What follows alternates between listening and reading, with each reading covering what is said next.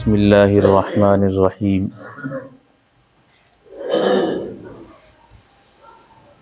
نحمده ونصلی ونسلم علی رسولہ الکریم، اما بعد۔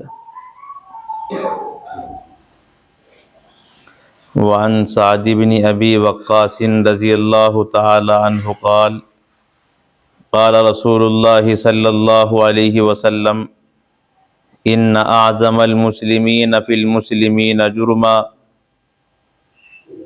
من سأل عن شیء لم يحرم علی الناس فحرم من اجل مسألته، متفق علیہ۔ حضرت سعد بن ابی وقاص رضی اللہ تعالی عنہ سے روایت ہے، فرماتے ہیں کہ رسول اکرم صلی اللہ تعالی علیہ وسلم نے ارشاد فرمایا، بے شک مسلمانوں میں سب سے بڑا مجرم وہ آدمی ہے جو ایسی چیز کے بارے میں سوال کرے جو مسلمانوں پر لوگوں پر حرام نہیں تھی، پھر اس کے سوال کی وجہ سے وہ شے حرام کر دی گئی۔ اس روایت کو امام بخاری اور امام مسلم نے نقل کیا ہے۔ مذکورہ روایت کا مقصد یہ ہے کہ بے جا سوالات نہ کیے جائیں، فضول سوالات نہ کیے جائیں۔ قرآن کریم کی آیت کریمہ میں بھی اللہ تبارک و تعالی نے اسی کو بیان کیا ہے، یا ایھا الذین آمنوا لا تسألوا عن اشیاء ان تبد لکم تسؤکم، کہ اے ایمان والو تم ایسی چیزوں کے بارے میں سوال نہ کرو اگر وہ تمہارے سامنے ظاہر کر دی جائیں تو تمہیں بری لگیں۔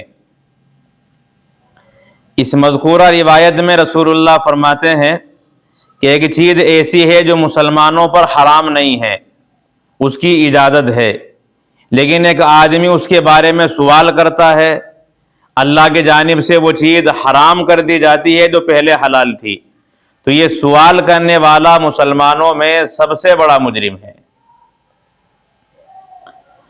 اور سوال کا مقصد یہ کہ آدمی عناد کی وجہ سے، ہٹ دھرمی کی وجہ سے فضول سوالات کرے۔ صحیح سوالات کا قرآن و حدیث میں حکم دیا گیا ہے۔ اللہ کے رسول علیہ السلام کی حدیث پاک ہے کہ سوال آدھا علم ہے، اسی طرح جہالت کی شفا وہ سوال ہے، اور خود قرآن کریم میں اللہ فرماتے ہیں فَاسْأَلُوا أَهْلَ الذِّكْرِ إِن كُنتُمْ لَا تَعْلَمُونَ، کہ اگر تمہیں معلوم نہ ہو تو اہل علم سے سوالات کرو۔ تو سوال کرنے سے مسائل کا حل ہوتا ہے، لیکن بیجا سوالات سے نقصان ہوتا ہے۔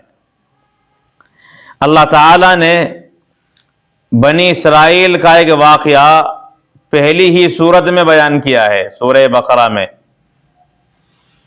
کہ بنی اسرائیل کے درمیان ایک آدمی کو قتل کر دیا گیا اور قاتل کا کسی کو علم نہیں تھا۔ حضرت موسیٰ علیہ السلام کے سامنے یہ واقعہ پیش کیا گیا کہ ایک آدمی کو قتل کیا گیا ہے، لیکن قاتل کون ہے اس کا علم نہیں ہے۔ حضرت موسیٰ علیہ السلام نے اللہ تعالیٰ کے حکم کی وجہ سے فرمایا کہ ایک گائے ذبح کرو۔ اب لوگوں نے حضرت موسیٰ علیہ السلام کے ساتھ یہ سمجھا کہ وہ مسخر کرتے ہیں، یعنی ایک آدمی قتل ہو گیا ہے، گائے کو ذبح کرنے سے اس کے قاتل کا علم کیسے ہوگا؟ شاید حضرت موسیٰ علیہ السلام مذاق کر رہے ہوں۔ آپ نے فرمایا کہ میں اللہ کی پناہ چاہتا ہوں، ایک آدمی قتل ہو گیا ہے، اس کے بارے میں سوالات کیا جا رہا ہے، تو یہاں مذاق کا موقع کیسے ہو سکتا ہے؟ یہ تو اللہ کی پناہ کا مقام ہے۔ واقعی اللہ ہی کی جانب سے گائے کو ذبح کرنے کا حکم دیا گیا ہے، اسی لیے کہ اس قاتل کا علم وہ گائے کے گوشت ہی کے ذریعے سے ہوگا۔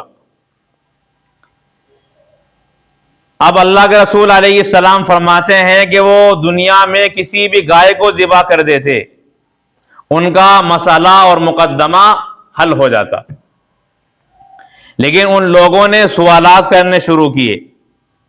قالوا ادع لنا ربک یبین لنا ما ہی، کہ موسیٰ آپ اپنے رب سے سوال کریں، اپنے رب سے معلوم کریں کہ وہ گائے کیسی ہونی چاہیے جو ہم ذبح کریں گے۔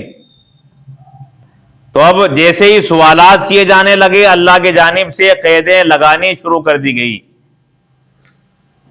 اللہ نے فرمایا کہ وہ لا فارض ولا بکر، نہ تو وہ بالکل بچی ہو اور نہ بوڑھی ہو، درمیانی ہونی چاہیے، ہٹی کٹی، بہترین وجود کی. اب ظاہر سی بات ہے بوڑھی گائے اگر خریدی جائے وہ کم ہوگی، اور بچی خریدی جائے وہ بھی کم ہوگی، لیکن جو درمیانی ہوگی اس کی قیمت زیادہ ہوگی. اب ان کے لیے قید تو یہ بڑھا دی گئی کہ وہ درمیانی ہونی چاہیے، طاقتور، جو جوانی اور بڑھاپے کے درمیان کی حالت ہو، اس کی صحیح عمر. اب انہوں نے پھر دوسرا سوال کیا ما لونہا، کہ اس کا رنگ کیسا ہونا چاہیے. ایسی گائیں تو بہت ساری ہیں جو درمیانی ہیں، لیکن رنگ کیسا ہو، رنگ بھی معلوم ہونا چاہیے. اب اللہ کی جانب سے قید اور بڑھائی گئی، صفرا فاقع لونہا تسر الناظرین، کہ اس کا رنگ گہرا زرد ہونا چاہیے، پیلا گہرا ہو، جو دیکھنے والوں کو ایک دم خوش کر دے نظر پڑتے ہی، ایسی ہونی چاہیے. اب انہوں نے پھر ایک اور سوال کیا ان البقرۃ تشابہ علینا، کہ یہ گائے ہم پر شبے میں ڈال رہی ہے، ہم پر مشتبہ ہو گئی ہے کہ کیسی ہونی چاہیے، آپ اس کو اور وضاحت کے ساتھ بیان کریں. اب اللہ نے فرمایا لا ذلول، کہ وہ ایسی ہونی چاہیے جس نے محنت نہ کی ہو، جس نے نہ تو ہل جوتا ہو، ولا تسقی الحرث، اور نہ کھیت میں پانی دیا ہو، نہ وہ رہٹ میں چلی ہو پانی چلانے کے لیے، اور نہ وہ جوتنے میں چلی ہو. ایسی ہونی چاہیے، بس پل رہی ہو، خالی پڑی ہوئی کھا رہی ہو، اور کوئی کام اس کے ذمہ نہ ہو. اب یہ تمام قیودات ان کے لیے بڑھتی گئی. اب جب وہ گائے تلاش کرنے کے لیے نکلے کہ ہاں اب آیا مسئلہ سمجھ میں، اب ہم سمجھ گئے کہ کیسی ہونی چاہیے، لیکن جب نکلے تلاش کرنے کے لیے کہ ایسی گائے تلاش کریں، اب ظاہر سی بات ہے یہ تمام صفات ایک گائے کے اندر ہو. کسی کی عمر سے ہی ہوگی تو رنگ نہیں ہوگا، کسی کا رنگ ہوگا تو وہ کھیت میں چلی ہوگی، کھیت میں نہیں چلی ہوگی تو اس نے پانی دیا ہوگا، تو کوئی نہ کوئی عیب ہوگا. حالانکہ بتایا گیا کہ بے عیب ہونی چاہیے، اس کے اندر کوئی عیب نہ ہو، کوئی داغ نہ ہو. اب بڑی جستجو کے بعد ایک آدمی کے پاس وہ گائے ملی، اسے کہا ایک کے بدلے 2 3 10، لیکن وہ ماننے کے لیے تیار نہیں ہے. اور پھر کتنے میں خریدی؟ بنی اسرائیل کی روایت ہے کہ جتنا وزن اس گائے کا تھا اتنا ہی وزن اسے سونا دینا پڑا. وہ سمجھ گیا کہ ایسی گائے کسی کے پاس ہے ہی نہیں ہے، اور آدمی موقع کا فائدہ اٹھاتا ہے. کسی کے پاس نہیں، تیرے پاس ہے، خریدنی ضرور پڑے گی. اب پوری قوم نے اسے مل کر خریدا. اب جب اسے ذبح کیا گیا تو اللہ فرماتے فَضْرِبُوهُ، کہ اس گائے کا گوشت کا حصہ جو مقتول تھا، جو مرا ہوا تھا، قتل کر دیا گیا تھا، اس انسان کے حصے سے ملایا گیا. جیسے ہی گائے کا گوشت اس مقتول سے ٹچ ہوا، مس ہوا، وہ فوراً زندہ ہو گیا. اور اس نے بتایا کہ مجھے قتل کرنے والا کوئی اور نہیں، میرا بھتیجا ہے. وجہ کیا تھی؟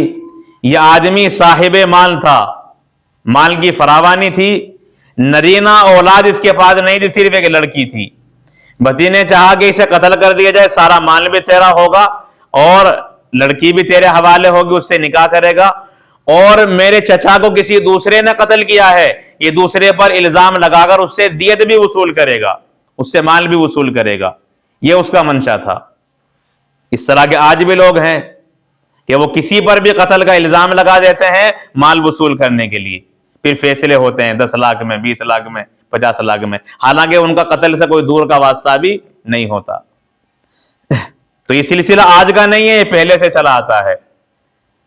لیکن اللہ تبارک و تعالی جب چاہتے ہیں تو اس طرح کے لوگوں کا راز فاش کر دیتے ہیں. اب کیا ہوا؟ سزا کے طور پر اس قاتل کو قتل کیا گیا. نہ خدا ہی ملا، نہ وصال صنم، نہ ادھر کے رہے نہ ادھر کے رہے، کچھ بھی حاصل نہیں ہوا. قاتل بھی بنا اور اس کا تذکرہ آج تک جاری ہے، قیامت تک اسے بیان کیا جاتا رہے گا کہ فلاں بھتیجے نے اپنے چچا کو قتل کیا تھا، اور جو جس لالچ میں قتل کیا تھا دولت کے، وہ بھی حاصل نہیں ہو پایا.